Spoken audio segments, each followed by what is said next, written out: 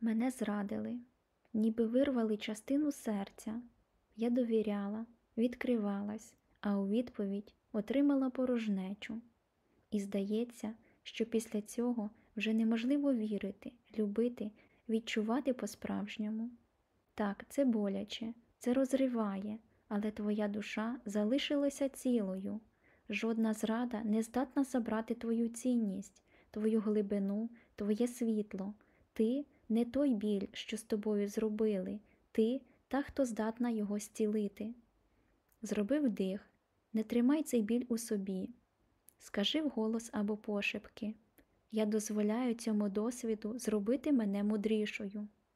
І спостерігай, як він перетворюється не на рану, а на силу. Ти вже зростаєш просто зараз. І пам'ятай, кожен твій досвід, навіть болючий, стає твоєю силою.